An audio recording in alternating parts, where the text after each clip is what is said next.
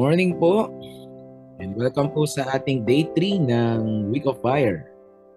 At sa araw na ito, we will discuss and look on the fire of consecration. The fire of consecration. Praise the Lord. So, tapos na tayo sa fire of cleansing, sa fire of consuming. Now we will focus on the fire of consecration. Tayo po ay panandalian munang manalangin at iyas natin ang presensya ng Panginoon, ang kanya pong tawagan ng ating gawain ngayon. Lord, we ask that you continue to work in our midst. Holy Spirit, we ask that you continue to search our hearts, to search our minds. You heal our broken spirit, that we may continue to be attuned to you. Thank you, Lord, for your divine love that we experience, and for the grace of God that is available for all of us. Continue to move and continue to help us, Lord, to know you and to consecrate our lives for Christ's name we pray. Amen. Amen. So in Leviticus chapter 6, mababasa po natin. So ito yung kabuuan nung nakasulat na teksto from verse 12 to 13. The fire on the altar shall be kept burning on it. It shall not go out. And the priest shall burn wood on it every morning. He shall arrange the burnt offering on it, and shall burn on it the fat of the peace offering. Fire shall be kept burning on the altar continually, and the fire on the altar must be kept burning, and it must not go out. So this points to the desire of Yahweh, the desire of God in the Old Testament, for a continual connection of man and God through the tabernacle, the tent of tabernacle. And in the tent of tabernacle, there is an altar that is dedicated that it should be alive. It should be available every morning, that will burn the fat of offering. And there should be a fire on it para yung usok umaabot papunta dun sa langit. So in the book of Revelation, fast forward, going to the book of Revelation, the book of Revelation talks about the prayer of the saints coming from that altar, and the smoke is reaching the heaven. So in application, we can see that God calls us to a life apart for Him. It means that we should continue to have this devotion to the Lord. So the priests in the Old Testament maintained the fire on the altar continually. Nung time na hindi na nila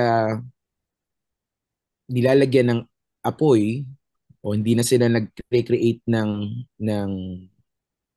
every morning na pagsindi ng apoy, it was the time na desolated ang nation ng Israel. It was the time na nagkakagulo ang nation ng Israel, particularly during ng time ng Judges. At ng time nang nasakop sila ng Babylon at ng Assyria. But the Lord is reminding us that the fire of consecration should be present in our lives. And this represents a life of continual devotion to God. So why the question is your fire for God still burning? Is your fire for God still burning?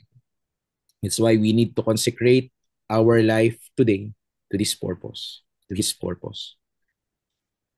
So it reminds us that the Lord is calling us to really consecrate our lives as a follower of the Lord Jesus Christ, as followers of the Lord Jesus Christ, that we should continually devote ourselves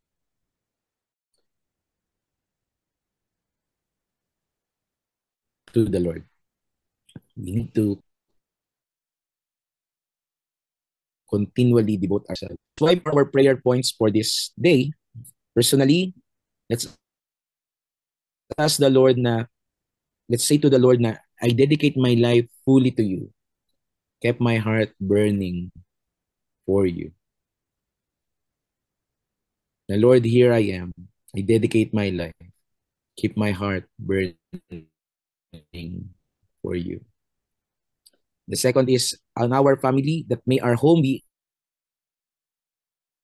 an altar where your presence dwells. Just like the picture of that altar that needs to be arranged every morning. Let's pray for our family to be that kind of altar where the presence of God dwells. And for the church, let's continue to pray that the Lord will keep the fire of worship and international. Na patuloy na maging buhay yung totoong pagsamba at totoong pananalangin at pamamagit at pag-intercede sa ating congregation, sa kabuuan ng CLC family. And for our community, may our city witness people set apart for your glory. Na makita ng kabuuan ng komunidad natin ang mga taong itinalaga, sinet apart ng Panginoon para sa kanyang kalwalhatian. Para sa kanyang kalwalhatian. So, this day, we will pray for that fire of consecration to saturate us. And we will start in our personal life. So, as we are doing, I will pray for the first two.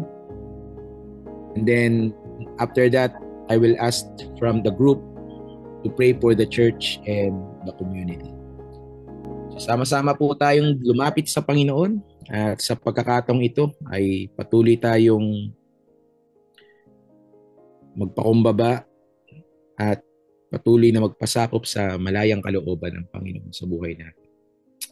Yes, Lord, you are challenging us this morning that we need to keep the fire burning, that let that fire on the altar must be kept burning and it must go on.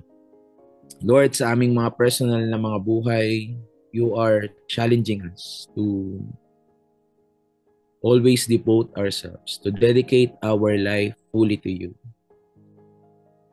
And that's why, Lord, we ask that let your fire continually burn in our hearts, that we may continue to become a living altar where your presence dwells. Lord, we ask this morning that you continue to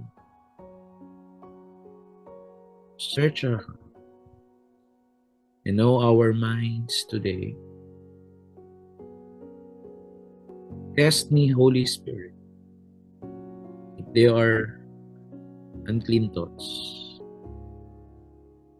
And we invite that you continue to lead us into the journey of healing, into the journey of restoration, to the journey of consecration. Lord, dinanais namin personally na patuloy kaming maging devoted follower of the Lord Jesus Christ. Patuloy na nagliliwanag, nag-aalab ang aming relasyon sa iyo. Sa anumang pressure, Lord God, ng mundo, sa anumang binibigay na pressure ng aming mga trabaho, sitwasyon na meron kaming pinagdadaanan, Lord, may we always desire to continue to let this fire of consecration burn. Tagpuin niyo kami, Panginoon. Katagpuin niyo po ang bawat isa. Katagpuin niyo po ang aming mga personal na buhay. That we may continue to experience your touch this particular time. We are also asking you, Lord, our Father, that you continue to preserve our family. That may our home be an altar where your presence dwells. Lord, itinataas namin ng aming mga pamilya. We ask that you continue to intervene. Kagaya, Panginoon, ng inyong ibinigay na instruction sa mga Levites that they need to arrange the burnt offering. They need to arrange, Lord God, the burnt wood. Kami rin, Lord, tulungan niyo po kami na ma-manage namin ng maayos ang pamilyang pinagkatiwala niyo po sa amin. That we may continue to disciple our family so that we will continue to redeem the generations, discipling the homes, and equipping the saints. Patuloy naming ninanais, Lord, na gamit niyo po ang aming mga pamilya bilang sentro ng pagsamba, bilang lugar ng pananalangin, bilang lugar, Panginoon, na kung saan na-extend ang inyong pagmamahal, ang inyong pagkalinga, at ang inyong pagpapala. Lord, consecrate our family. Patuloy kaming sama-sama maglingkod. Kami patuloy na sama-sama, Lord, na sumamba at sumunod sa aming Panginoong Jesucristo. We ask you, Lord. We ask for your presence. We ask for your power. Ano man, Panginoon, yung mga problema, ano man yung mga pagsubok na pinagdadaanan ng aming pamilya, katagpuin niyo kami, Panginoon. At patuloy, Lord, na huwag niyong hayaan na isa sa mga membro ng aming pamilya na hindi namin makasama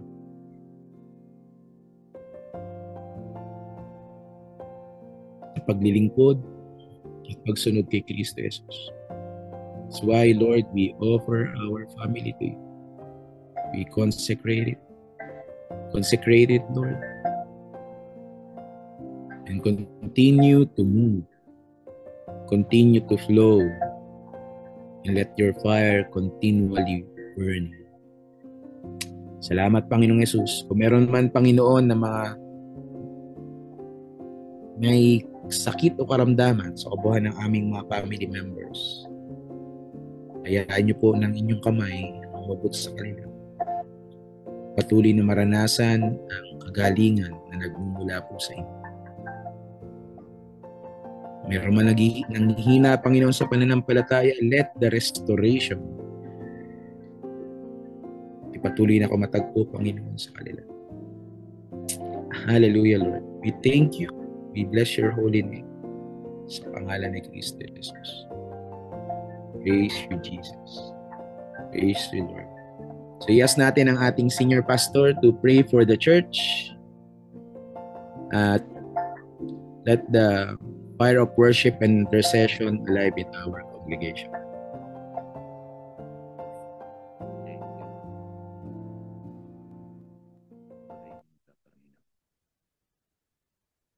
Sambahin namin, Lord, even this morning. Yes, Lord. As we come to you through this platform, Lord, we acknowledge your presence in our lives, even in the church, Christian life. Yes. Thank you, Lord. All the churches under the Christian Life Center here in Calbayog City, down there in Bacolod, Concepcion, and San Jorge, Yes. to Mautan, Androjas, Gambay, Tutukan, Daku. Lord, this morning we pray that this congregations which I have mentioned in the places where they are in, Lord, we pray that we might become a tower, a light Yes. where Jesus is always present in their congregation, and that praises, worship, and prayers they offer every morning, every day, O Lord, even in the evening. Prayers and intercessions will be made by your people. Thank you, Lord, for all the saints who are worshiping you in these different churches. Yes. They will always come unto you with faith and trust, believing that you are God who promised that wherever two, three, or more that will gather together in your name, prayer, in worship, praises, Lord, thank you for your presence always by the hearts of your people. Here in Calbayog City, Lord, we pray for every believer who come to church every Sunday and other days of gatherings. I pray that every gathering prayers offered. Thank you, Lord, for the praise is sufficient beyond time of gatherings of your people. They will embrace your presence, and you will shower your grace and mercy to everyone. Even this morning, Lord, as we come to you, we ask your power and holy, the healing power. Kahit na yung mga tutulog pa ngayon, nakahiga pa ngayon, sama namin dito sa simbahan, pag-linggo, I pray na by your spirit, by your presence, by your power, they will wake up this morning and they will worship, they will offer prayers. Kami na nandito ngayon sa platform na ito, nagkakaisa at sama-sama na nananampalataya na ating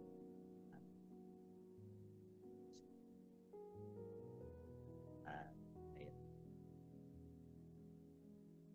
Salamat po, Diyos, sa bawat isa kasama namin ngayong umaga. Pray for their respective family and their very life, Lord, may alay sa iyo, Panginoon.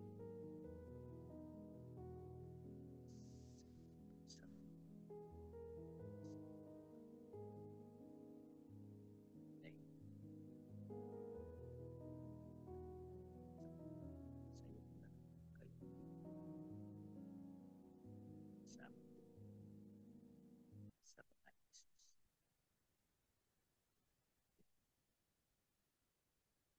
Amen. Praise the Lord. So let's continue to pray for our community. And yes natin si Ninang Luz na ipag-pray ang section na ito, portion ng prayer point na ito for the community.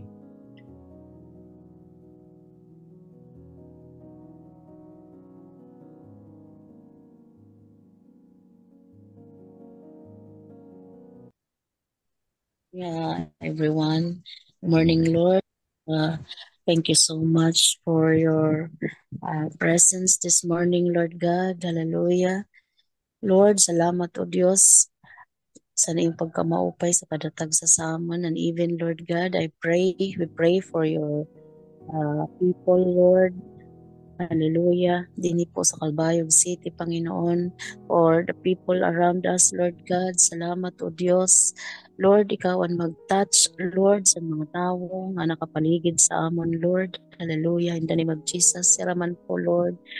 Ginaampo namon nga makita nira, maramdaman nira, makita nira ang imo glory, Lord God, sa namon mga kinabuhi, Lord God.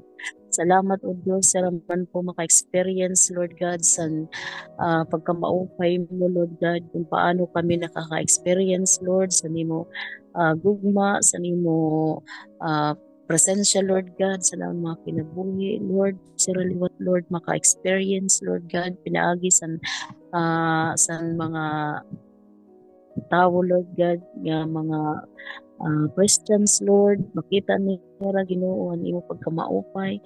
Lord, salamat o Diyos, hallelujah, padayon ka Ginoo nga nag-be-bless and kada tagsa, Lord God, hallelujah, even those people, Lord God, nga diri pagod nakakilala sa imo, Lord, we pray nga siraman Ginoo maramdaman nila, makita nila nga ang blessings mo, Lord God, ang imo pagkamaupay, Lord, sa amon mga kinabuhi, Lord God, makita nila, O Lord, in the name of Jesus Christ, and even, Lord God, salamat o Diyos nga ikaw, Lord, padayon nga nagbe-bless ang kada tagsa Ginoo sa amon kinabuhi, Lord God, nga kundiin nag-i-spread din ni Lord God sa mga tao, Lord God, nga nakakita sa amon, nakakasalamuhan namon Ginoo. Even Lord, anamon city, Lord God, thank you so much sa mga leadership, Lord. I pray, God, nga ikaw, Lord, consider, Lord God, sa nila mga decisions, Lord, hallelujah, in the name of Jesus Christ. And thank you so much, Lord, sa nimo pagkamaupay, Lord God, hallelujah, nga we pray, Lord, nga and peace and security sa mga tao nga anhi dinhi sini nga syudad, Lord. Thank you so much, Father God, hallelujah, nga ikaw ang ira dayawon, ikaw ang ira may pataas ang mga ira mga kinabuhi, Lord God, hallelujah, in the name of Jesus Christ. And salamat o Diyos, salamat Ginoo sa pag-preserve mo, Lord God, sa ining nga syudad, Lord. We pray nga ining city, Lord, mag-glorify, mag-praise sa imo Ginoo. Salamat, O God, hallelujah. In the name of Jesus Christ, amen. Amen. Praise the Lord. So, kung nasa inyo po yung inyong mga manual, ay wag niyong kakalimutan na kayo ay mag-jot down, ngayong araw para sa ating journal, yung journal notes. Ano yung impression sa inyo ng Holy Spirit?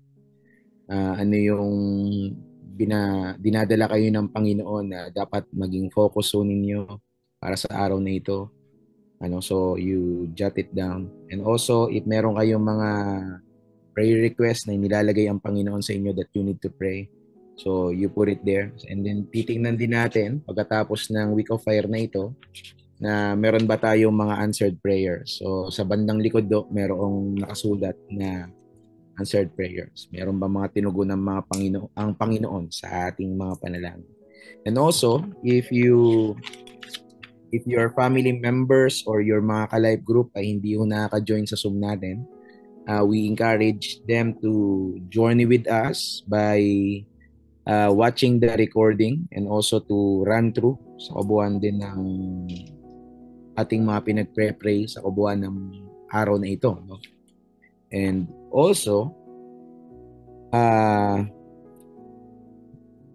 sa week na ito ay you choose your fasting, so pwedeng one meal skip, pwedeng 2 meal skip, pwedeng naka-fasting kayo sa hard meals, then naka-soft meals lang kayo, or naka-juices lang. So, sa amin na pamilya, we chose na mag-skip lang kami ng isang meal. Kasi yung mga kids namin. And we journey sa kabuuan ng Week of Fire. So, salamat po sa Panginoon na hinahayaan niya tayo at inaalaw niya tayo na magawa natin ito. And thank the Lord for the technology na nakapag-gather tayo early this morning. So, sa pagkakataong ito, let's close in prayer. At i-request natin si Ate Girly to close us in prayer. Okay, let us pray. Father in heaven, thank you for this morning, O God. Thank you, Lord, na patuloy kami na yung pinapalakas sa pamamagitan ng inyong banal na Espiritu Santo. Maraming salamat, Lord, sa presensya mo. Kahit nandito kami sa aming mga bahay, Lord, ramdam namin na tunay ka na Diyos at makapangyarihan. At maraming salamat, Lord, sa buong araw na ito na kami ay trabaho. Lord, lahat ng gagawin namin ay inaalay namin sa iyo at patuloy mo kaming bigyan pa ng kalakasan na magpatuloy sa pagsunod sa iyo, Panginoon. At makita na ikaw ay Diyos na buhay sa aming buhay. Maraming salamat, Lord, na ang happiness sa aming mga puso ay hindi mawala dahil ikaw ang Diyos na nagbibigay sa amin ng joy. Salamat, Lord, sa peace. Salamat, Lord, sa love na binigay mo sa amin, Panginoon. The fruit of the soul. Patuloy mo kaming pangunahan at patuloy na ikaw na siyang makialam sa aming mga buhay. Salamat, Lord. Salamat sa magandang panahon. Salamat sa kagalingan. Salamat, Lord, sa lahat-lahat. Ikaw lang aming pinapasalamatan. Binabalik namin ang aming mga papuri at pagsamba sa iyong pangalan na si Jesucristo. Amen.